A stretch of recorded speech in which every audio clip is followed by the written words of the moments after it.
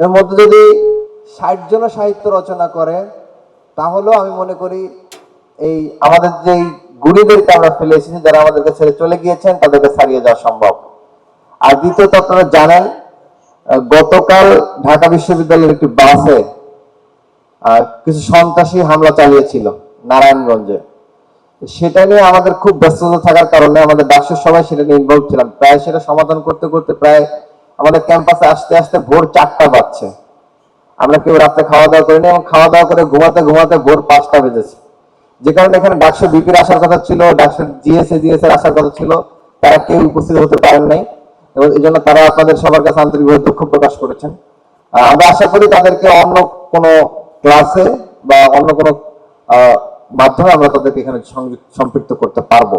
আমাদের প্রত্যাশা রয়েছে, আপনারা জানেন ইতিমধ্যেই ডাকসুর পক্ষ থেকে আমরা প্রায় 20টার মতো 20 বা 21-এর মতো স্মারক গ্রন্থ প্রকাশের উদ্যোগ নিয়েছি এবং সেই স্মারক গ্রন্থগুলো আমরা মনে করি যে ইতিমধ্যেই বেশ কিছু স্মারক গ্রন্থ প্রিন্টের কাজ হয়ে গিয়েছে, প্রায় 4 থেকে 5টার মতো, এবং আশা করি আগামী 1-2 সপ্তাহের মধ্যেই বাকি স্মারক গ্রন্থগুলো প্রিন্ট হয়ে যাবে এবং ক্রমান্বয়ে মরক উন্মোচন হবে।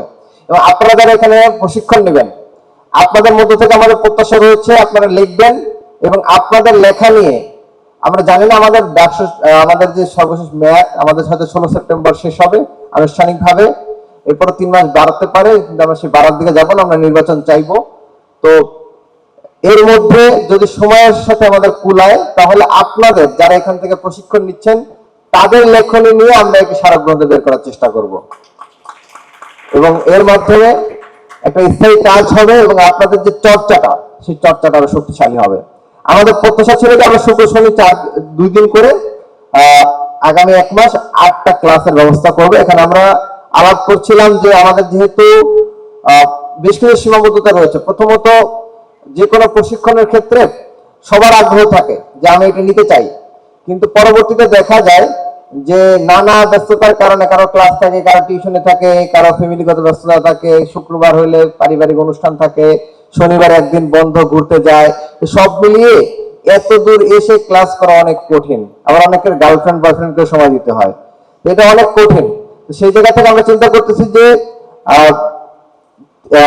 আমাদের যে সরাসরি ক্লাস, সেই সরাসরি ক্লাসগুলো তো অবশ্যই হবে, আমাদের বাকি ক্লাসগুলো সম্ভবত ডাকসু ক্যাফেটেরিয়া হবে এবং সেই ক্লাসগুলো হবে পাশাপাশি আর প্রতি সপ্তাহে একটা, যাতে রাতের বেলা যে সময়টা আপনারা সবাই ফ্রি থাকেন, বাসায় থাকেন, রাত 8টা-9টার দিকে বা সন্ধ্যা 7টার দিকে, তখন আমরা একটা জুমে ক্লাস নেওয়া যায় কিনা, জুমের মাধ্যমে, সেই চেষ্টাটা আমাদের থাকবে।